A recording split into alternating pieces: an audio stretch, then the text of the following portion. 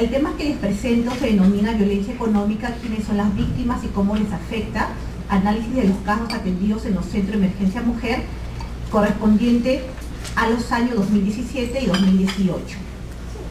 Bien, mencionarles nada más que este trabajo se ha realizado en el marco de las responsabilidades que tiene el Observatorio Nacional de la Violencia contra las Mujeres y los Integrantes del Grupo Familiar, observatorio que ha sido creado en el marco de la Ley 30364, la cual lo reconoce como un espacio de gestión de información y gestión del conocimiento del Estado peruano que articula al Sistema Nacional para la Prevención, Sanción y Erradicación de la Violencia contra las Mujeres e Integrantes del Grupo Familiar. Este sistema nacional es un sistema funcional del Estado peruano que articula a nivel de las instituciones y a nivel territorial. Vale decir que el observatorio está llamado a ser un potente instrumento de articulación e incidencia política basada en la gestión del conocimiento y la generación de evidencias. Bueno, nos preguntamos qué es la violencia económica y queremos señalar de que no es un término nuevo.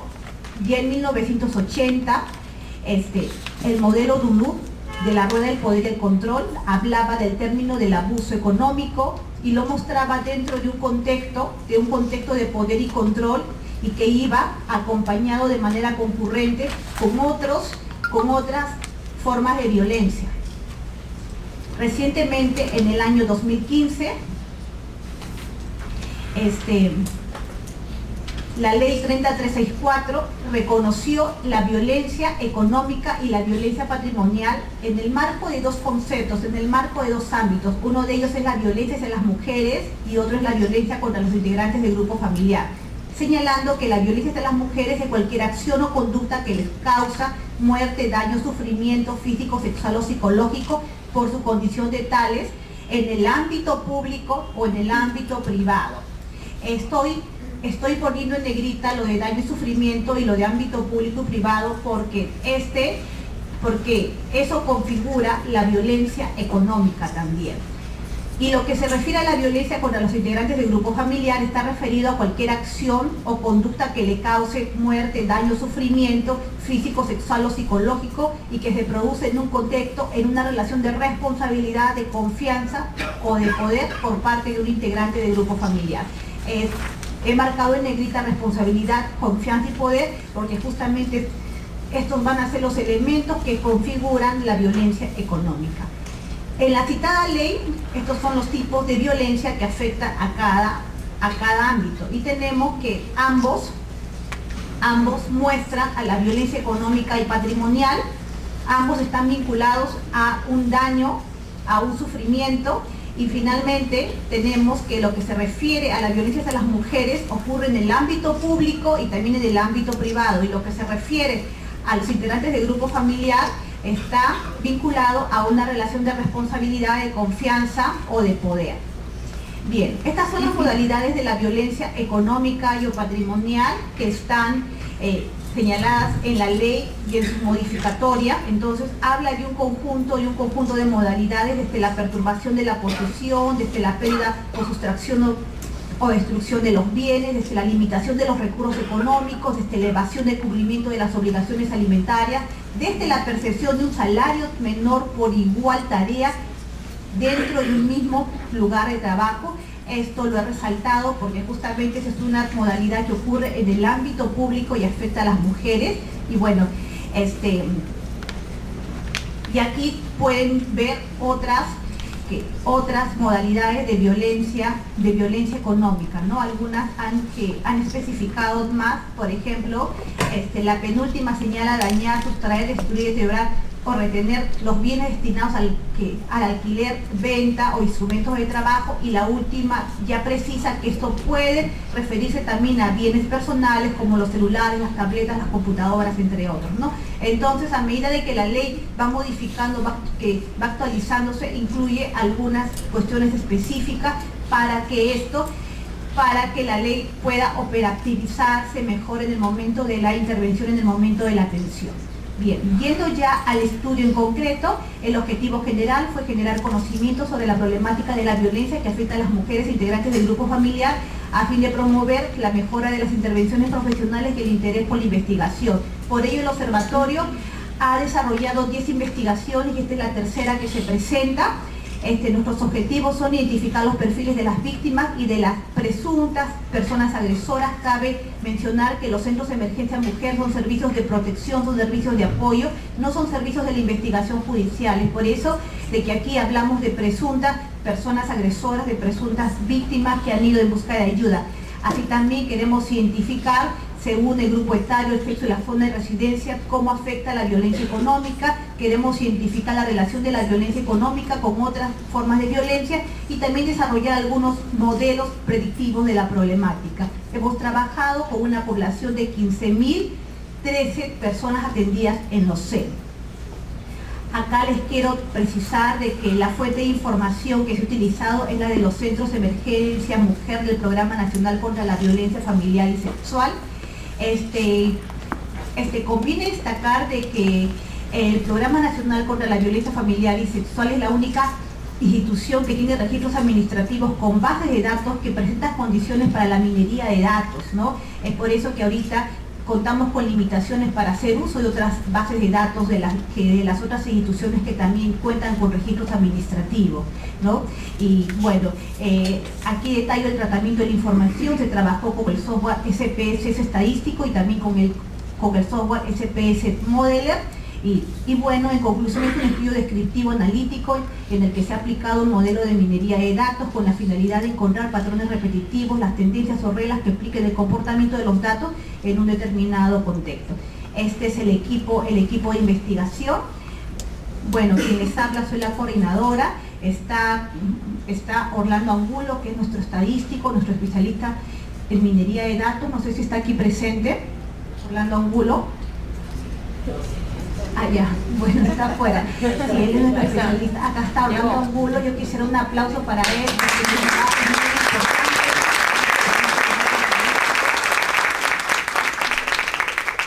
Tenemos también a Karina Valer y también a Mayra Chauca, ya son especialistas sociales que también apoyan en lo que es el análisis, la contextualización de la problemática, de esta problemática. Bien, aquí una precisión adicional de que los resultados que les presentamos no son generalizables a poblaciones grandes, puesto que son registros administrativos y como registros administrativos están referidas a la realidad institucional. Sin embargo, tienen la ventaja que brindan referentes, que brindan ideas de cómo un problema que es poco conocido, un problema que está invisibilizado se está manifestando. Bien, el perfil de las víctimas atendidas en los centros de emergencia mujer.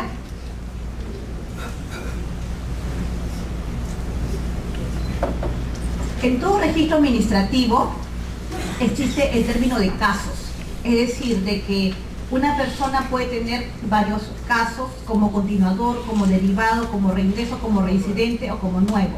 Además de eso hay que sumarle las atenciones.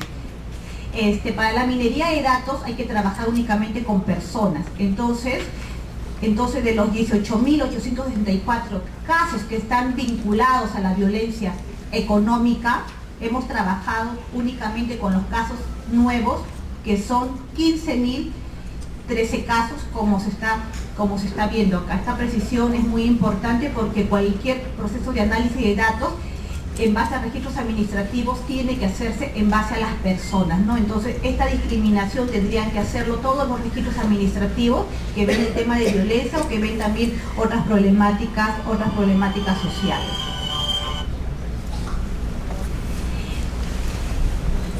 Bien, en el perfil de la víctima acá les muestro, esta es la distribución por edades. Aquí lo que vemos es que uno puede estar afectado por la violencia económica en cualquier grupo de edad, teniendo el mayor pico en el grupo de 18 a 29 años y de 30 a 59 años, ¿no? Es decir, de que la población más afectada por la violencia económica es precisamente la población adulta y la población joven y adulta. Sin embargo, estos son porcentajes en donde no estamos visualizando las diferencias por género. Y es así que acá se las mostramos y encontramos que el 87% de las personas que han sido afectadas por la violencia económica son mujeres y el 13% son varones. Es decir, que la violencia económica es básicamente una violencia de género hacia las mujeres. Cuando vemos la distribución por edades, encontramos que la mayor ocurrencia de violencia económica está justamente en la edad joven y en la edad adulta, es decir, en el periodo donde las mujeres tendrían que ser más productivas y más autónomas, es ahí en donde encontramos una mayor violencia económica, justamente por las relaciones de poder en las que ellas están inmersas, ¿no? En el caso de los hombres, no es en la edad adulta y joven donde presentan el problema de violencia económica, sino es en la niñez y es en la etapa cuando son personas adultas mayores. Sin embargo, si comparamos en cifras absolutas el caso de menores de 5 años, encontramos que las cifras son similares: 437 casos de menores de 5 años y 416 casos de menores de 5 años en el caso de hombres y 437 en el caso de mujeres, ¿no? Entonces, y lo mismo van a ver para el caso de los adolescentes, ¿no? Sin embargo, luego, como hay una mayor cantidad de mujeres, ahí podemos apreciar que efectivamente la violencia económica hacia las mujeres está centrada en esta etapa adulta. Bueno, otro tema, un aspecto importante es la multiviolencia, los tipos de violencia. La mayoría de registros administrativos presentan los tipos de violencia con respuesta única porque no recogen la multiviolencia, porque no recogen la concurrencia de los diferentes tipos de violencia. Aquí hemos encontrado que únicamente en el 4.6% se ha tenido la violencia económica presentada por sí sola, y que en la mayoría de los casos tenemos acompañada de otros tipos de violencia, es decir, que la violencia económica no suele ser una condición única, sino que forma parte de un patrón de control y poder, porque en la mayoría de los casos va acompañada de otra violencia, ¿no?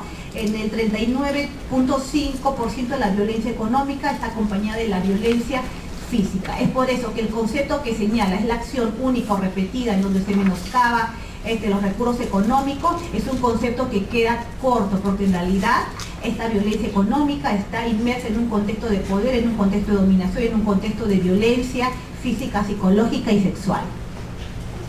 Aquí, bueno, aquí están un poquito las modalidades. La evasión del cumplimiento de las obligaciones alimentarias constituye el 45% de los casos, y luego le sigue la limitación de los recursos económicos destinados a satisfacer las necesidades, ¿no? Es lo que le sigue en segundo lugar. Y luego en tercer lugar está la pérdida, sustracción, destrucción y apropiación y retención de los bienes, instrumentos de trabajo y derechos matrimoniales. Y luego vamos a ver que este tercer escenario afecta principalmente a personas adultas mayores, ¿no? Entonces vemos que la violencia, bueno, y también hay que destacar de que la violencia económica no solo afecta a los niños y niñas por la negativa de proveer su sustento, porque acá están viendo que la evasión del cumplimiento de las obligaciones alimentarias también está involucrando a mujeres adultas, y sino que el cumplimiento de la obligación de alimentos se presenta como un condicionamiento o como medio de sometimiento que afecta directamente a las mujeres, claro, a través de sus hijos que se quedan sin sustento. Bien, en el perfil de la víctima, acá tenemos que la mayoría de los casos los encontramos en Lima metropolitana, casi el 27.7%, y luego tenemos el resto, el resto de regiones, ¿no? El problema está presente en todas las regiones, pero en Lima metropolitana, Arequipa, Puno, Lima, Provincia de Libertad y Cusco son aquellos que tienen un mayor porcentaje. Bueno, les comento que toda esta información está en el repositorio del observatorio. No solamente están los materiales, está el paper, están las diapositivas, y también hay un vídeo, porque todos los eventos son transmitidos y son grabados, ¿no? Entonces ahí los invito también a visitar el observatorio y poder tener estos materiales. Hecha la salvedad de que hemos encontrado claras diferencias entre la violencia hacia los varones y hacia las mujeres, entonces hemos hecho una división, y en este momento les voy a trabajar y abordar estrictamente lo que es la violencia económica y patrimonial hacia las mujeres.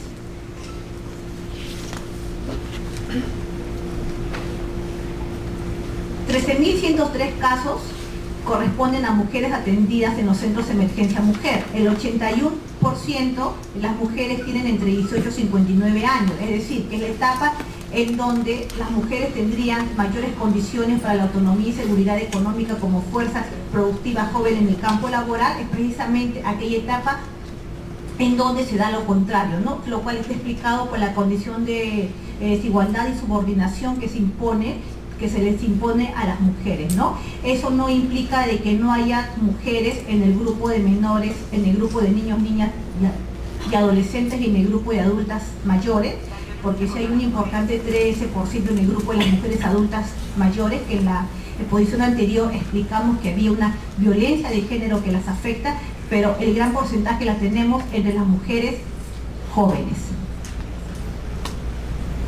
Hemos hecho una diferencia, en el 95% el agresor de la violencia económica es un varón, y en el 5% el agresor es una mujer. Ahí pueden ver en la franja que básicamente el hombre, es decir, el hombre agresor está vinculado a una relación de pareja, agrede económicamente a su pareja. Pero en el caso de las mujeres pueden ver de que las situaciones que se han reportado como violencia económica están en relación al incumplimiento de pensiones alimentarias a sus hijos y al incumplimiento de pensiones alimentarias a sus padres adultos mayores. Es decir, de que la violencia económica de parte de los hombres es básicamente una violencia de pareja, y en el caso de las mujeres es básicamente una violencia hacia los hijos y personas adultas mayores. Entonces tendríamos que hablar de una violencia económica de género, ¿no? Porque estamos hablando acá de relaciones de pareja, ¿no? Bueno, en el caso de mujeres encontramos que un 17% está en zona rural y un 83% está en zona urbana, y también ahí pueden ver los lugares en donde hay mayor incidencia de violencia hacia las mujeres. Tenemos un 1%, las mujeres que son extranjeras, de las cuales casi la mitad son mujeres de nacionalidad venezolana. Así también, bueno, acá para precisar ya, bueno, en el 76.1% de la persona agresora es la pareja o expareja. Y acá podemos ver con detalle quién es la persona. Tenemos el conviviente, el exconviviente, el cónyuge, el excónyuge, el enamorado, el exnovio, el novio, pero esto está concentrado básicamente en el conviviente y el exconviviente, ¿no? Como ven ahí en el cuadro.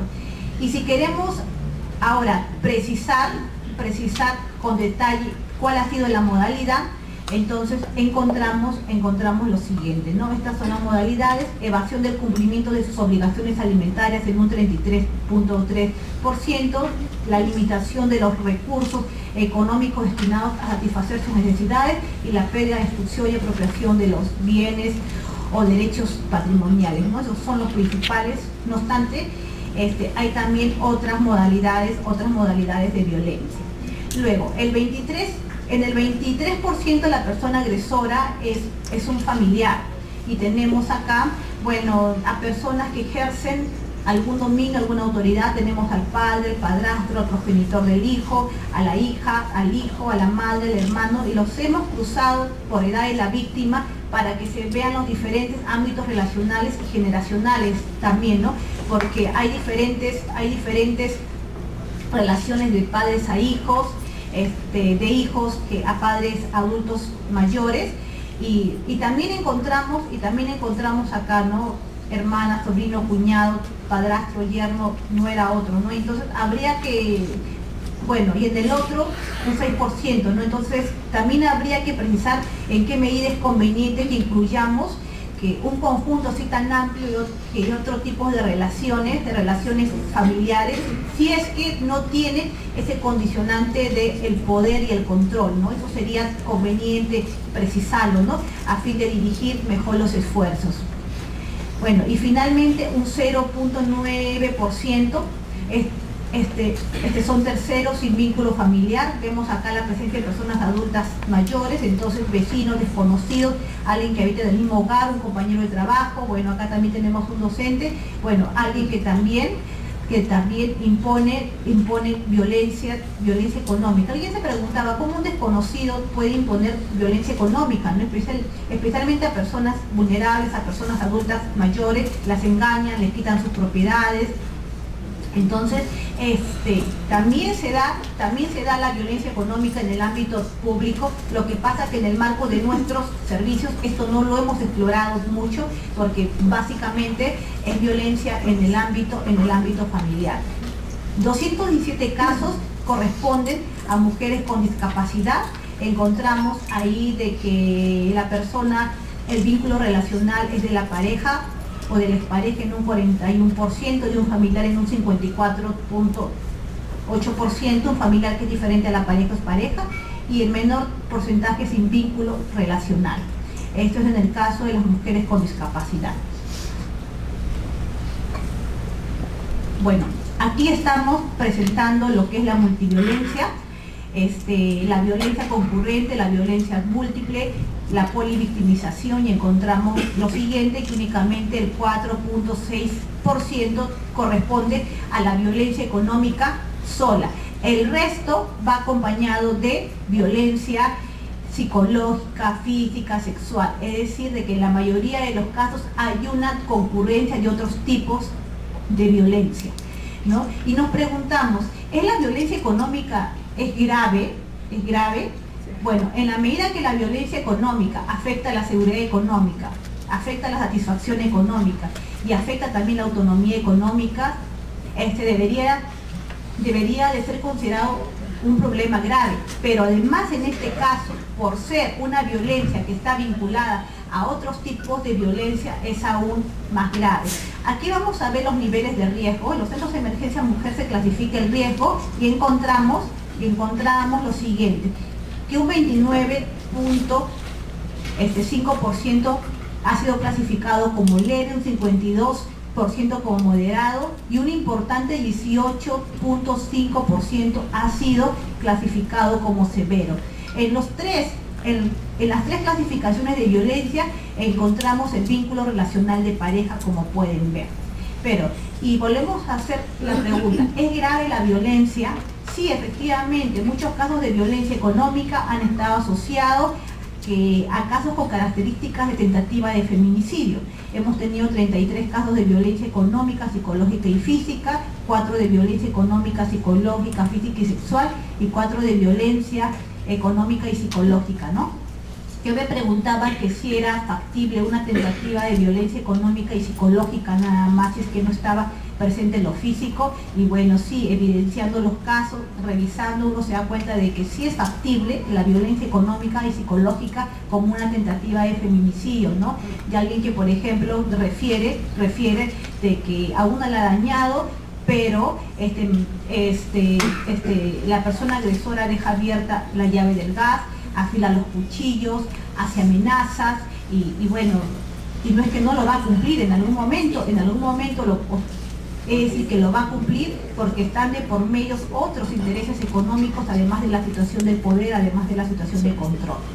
Bien, entonces, esto es lo que hemos visto en el caso de las mujeres, que la violencia, en conclusión, la violencia económica es básicamente una violencia de género por parte de la pareja o pareja que es concurrente con otros tipos de violencia. Ahora también acá mostramos la violencia económica patrimonial hacia los hombres. Encontramos que la mayoría de los casos son niños, niñas y adolescentes, y luego en segundo lugar están las personas adultas mayores. Encontramos un porcentaje que es ejercido por la pareja, encontramos situaciones de varones que se han quedado con los hijos, que han sufrido el abandono de parte de la pareja, y existe una violencia económica también hacia ellos, ¿no? Pero básicamente es una violencia que, bueno, en el grupo de 0 a 17 años y en el 60 a más, ¿no? Como estamos viendo, el número es menor, acá son 1910 casos, ¿no? Bueno, y vamos a ver acá, en un 78% el que agrede a un hombre es otro hombre. Sí, Y en un menor porcentaje están acá las mujeres, ¿no? Y también acá vemos las bandas en donde esto está distribuido, ¿no? En el caso de las mujeres aparecen en el grupo de los menores de edad, ¿no? Por ejemplo. Y bueno, acá tenemos la violencia ejercida hacia los hombres en las zonas, según la zona de residencia, tenemos un 8% en la zona rural y un 82% en la zona de residencia urbana. Ahí pueden ver ahí de que Lima Metropolitana es la que concentra generalmente estos casos, luego le sigue Arequipa, La Libertad, Lima Provincia, Callao, Cusco, y en el caso del área rural está Ayacucho, Junín, Cajamarca, Huánuco, y tenemos aquí algunos casos de Lima Metropolitana que han sido atendidos en Hostel de Lima Metropolitana, pero que se han señalado como zona de residencia porque se ha tratado de casos de migración. Bien, en el 92% de los casos la persona agresora es un familiar. Aquí ya no aparece en primer lugar el cuadro de la pareja o pareja, es básicamente otro familiar en el 92.2% de los casos, y también tenemos ahí diferentes vínculos, ¿no? El hermano, el padrastro, el cuñado, y entonces habría que preguntarnos si es conveniente incorporar una amplia gama de estas relaciones familiares, y habría que analizar si efectivamente se cumple esta condición de la relación de poder y control.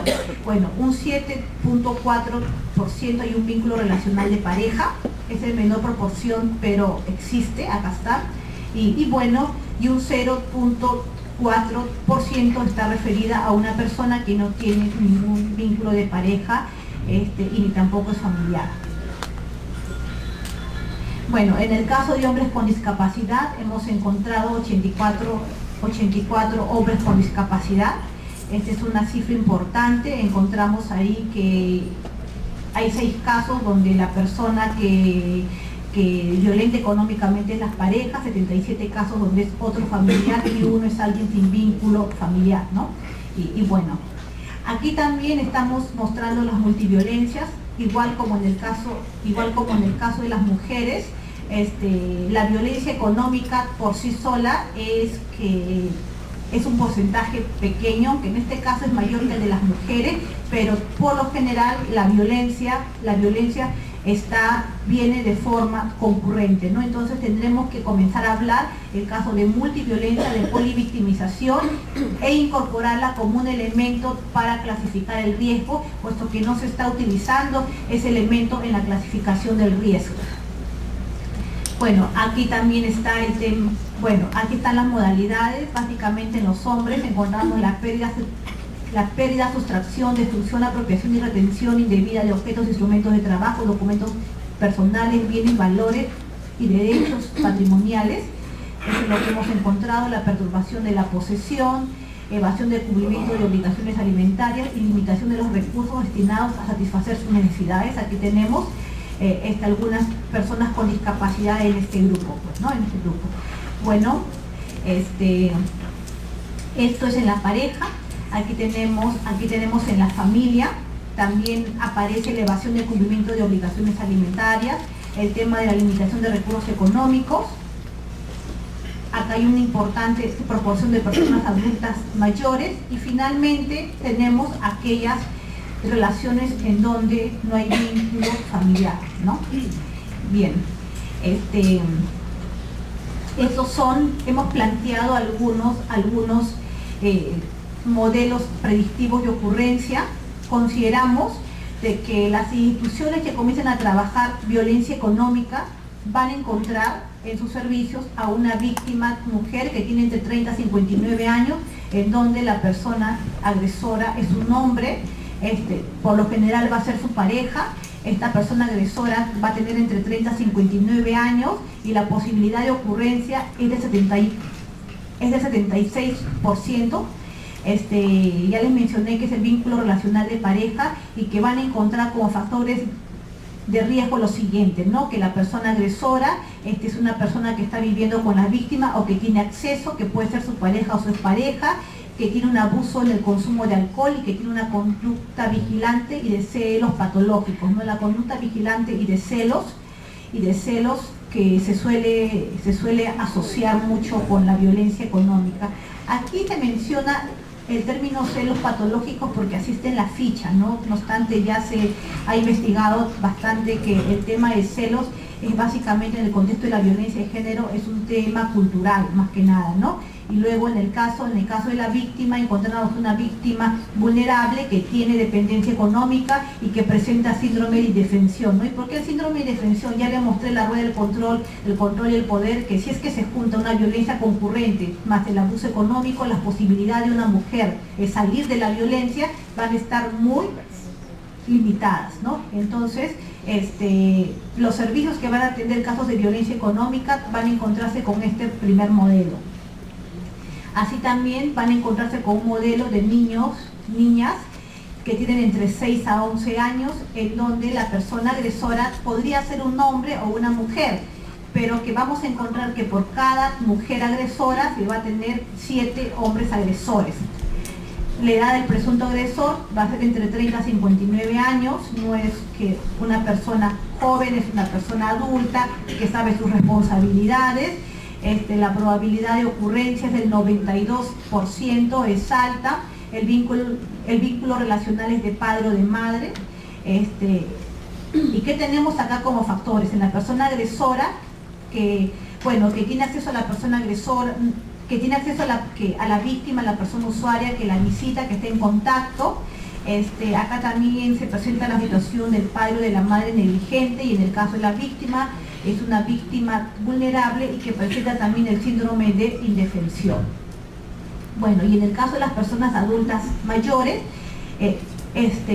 la víctima tiene 60 años a más, la presunta persona agresora puede ser un hombre o una mujer, pues encontramos que el vínculo relacional es de hijo o de hija, que la persona agresora que tiene entre 30 a 59 años, y encontramos que la persona agresora frecuenta a la persona usuaria, tiene acceso, presenta conductas de crueldad, conducta de desprecio a la víctima y también de falta de arrepentimiento, ¿no? Ese es el tercer modelo. Y finalmente encontramos un modelo predictivo de probabilidad, en donde mostramos de que si la persona agresora tiene, una persona agresora de 30 a 59 años, que puede ser mujer y puede ser hombre. Entonces, en el caso de que la víctima sea mujer, aquí les voy mostrando. Este es el sexo de la víctima, que puede ser mujer y que puede ser varón. Entonces, hemos analizado por sexo y encontramos que la probabilidad del modelo predictivo de repetición y de exacerbación se da básicamente en el caso de las mujeres, ¿no? Con un 78%. Entonces, ¿qué pasa? La víctima es una mujer, está en una relación de pareja, hay violencia psicológica y física, además de la violencia económica, y la persona agresora dice que realiza actos de violencia física que causa lesiones, tiene acceso a la víctima y tiene abuso en el consumo de alcohol. Entonces, la probabilidad de que el riesgo se incremente y se repita y se exacerbe es del 78%, ¿no? En el caso de los hombres, encontramos que sí hay hombres que son víctimas de violencia, no por parte de la pareja, puede ser por parte de otros familiares, pero las probabilidades de que esto se exacerbe, que son bajas, ¿no? Como lo pueden apreciar acá. Bueno, finalmente, hasta aquí la exposición, y más que conclusiones le queremos dejar algunas interrogantes sobre esto. Hemos presentado acá algunos datos, algunas evidencias concretas de lo que es la violencia económica, y nos gustaría, por ejemplo, que podamos trabajar como operadores, como operadoras de servicios, de investigación, sobre las precisiones que requiere el concepto de violencia económica y patrimonial, a fin de entenderse dentro del marco de la violencia contra las mujeres y hacia los integrantes del grupo familiar. Y nos referimos al contexto del poder y el control, porque nos parece que en el concepto que establece la norma no está muy especificado. Asimismo, nos gustaría plantearle a ustedes de cuáles serían las mejores estrategias para evidenciar la violencia económica y o patrimonial en los registros administrativos. Aquí están muchos operadores y operadoras de servicios que están vinculados a la investigación judicial, entonces es importante que en primer lugar incluyan en sus fichas de registro esta variable de que la violencia económica y la violencia patrimonial, pero que además la visibilicen en su condición de multiviolencia y de polivictimización. Entonces, y también habría que reflexionar en qué medida estas dos variables, estas dos categorías incrementan los niveles de riesgo y qué tendríamos que hacer para incorporar esto dentro de las fichas de valoración de riesgo. Y también cómo visibilizamos la violencia económica en el ámbito público, que afecta a las mujeres, pero que también afecta a las personas adultas mayores, ¿no? Y también cómo visibilizamos la desigualdad salarial, la discriminación laboral, por embarazo o por cuidado de otras personas. Y también acá cabe preguntarse si es la violencia económica una condición que facilita el feminicidio y facilita la continuidad de otros tipos de violencia. Creo que con los datos que se han mostrado, la respuesta es positiva. Y tenemos que incorporar esto, ¿no?, dentro de nuestros manuales y protocolos. Es importante de que cuantifiquemos el daño, el sufrimiento, el costo social que tiene la violencia económica.